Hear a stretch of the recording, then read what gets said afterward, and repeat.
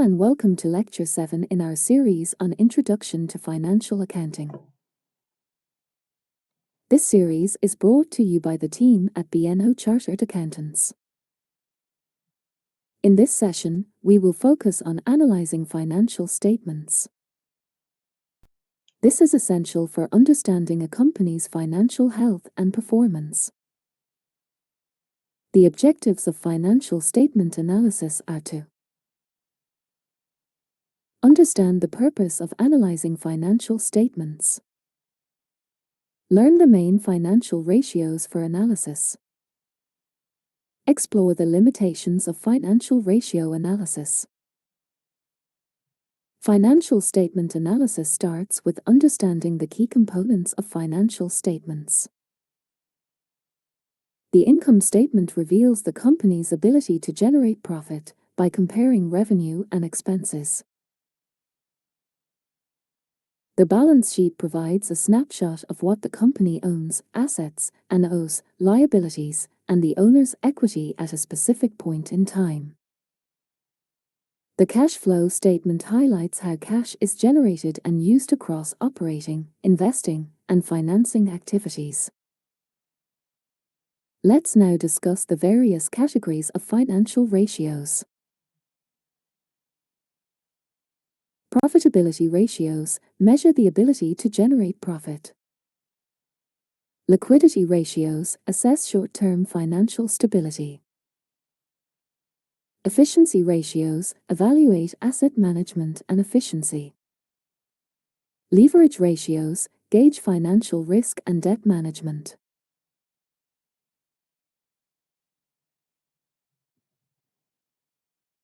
Each category provides unique insights into different aspects of a company's financial health. Let's review some profitability ratios.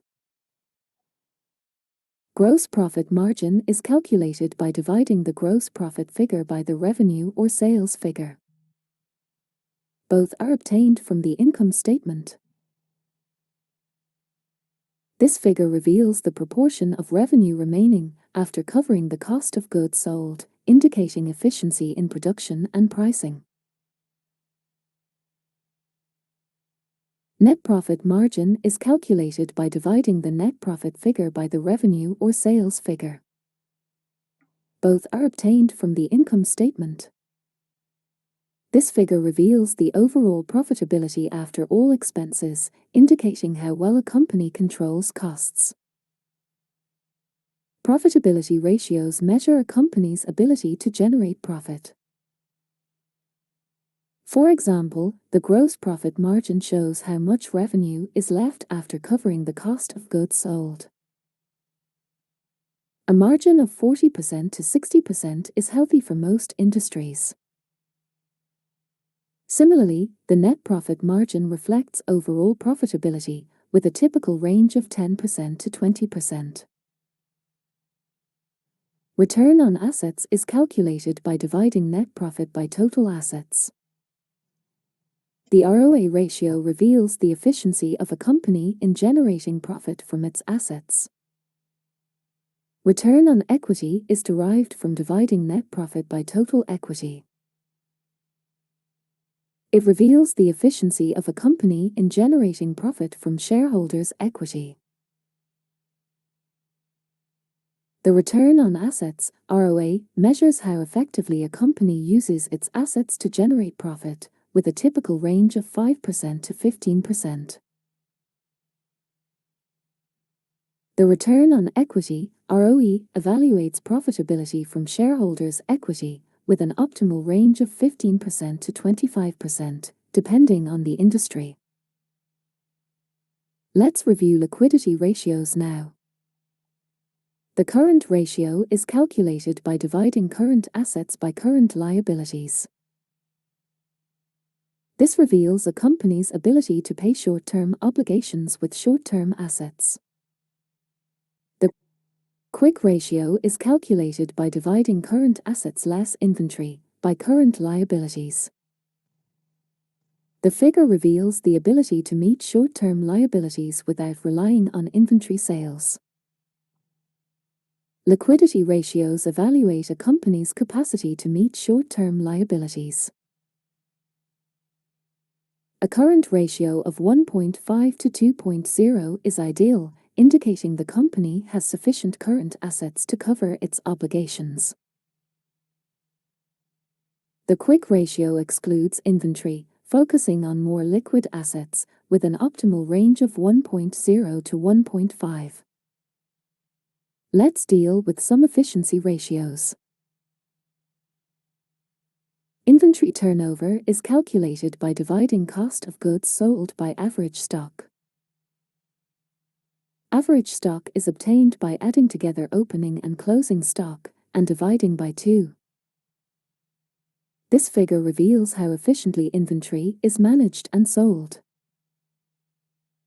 Receivables turnover is calculated by dividing credit sales by trade receivables or trade debtors. It reveals how efficiently a company collects its receivables. Efficiency ratios measure how well a company uses its assets. Inventory turnover indicates how often inventory is sold and replaced in a year, with 5 to 10 times being ideal for most industries. Receivables turnover measures how efficiently credit sales are collected, with a target range of 6 to 12 times annually. Finally, let's focus on some leverage ratios. Debt-to-equity ratio is calculated by dividing total debt by total equity. Both of these can be sourced from the balance sheet. This ratio reveals the proportion of financing from debt versus equity, indicating financial leverage. Interest coverage ratio is calculated by dividing earnings before interest and taxation by the interest paid figure in the income statements. This ratio reveals a company's ability to cover interest expenses with operating income. Leverage ratios assess financial risk. The debt-to-equity ratio indicates the balance between debt and equity, with a range of 0.5 to 1.0 being optimal. The interest coverage ratio reveals the ability to meet interest payments, with a target of above 3.0 to ensure financial stability. Limitations of financial ratios. It is very important not to solely rely on financial ratio analysis when discussing and analyzing the performance of an entity from its financial statements. The following need to be kept in mind. Ratios are based on past data and may not reflect future performance. Ratios vary widely across industries.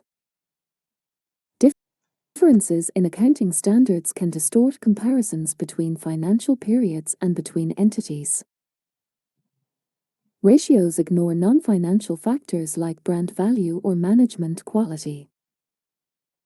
Ratios can also be manipulated by questionable accounting practices and policies. Thank you for reviewing our final lecture in our Introduction to Financial Accounting series. We hope you enjoyed our content. Please like and subscribe for more content like this in the future.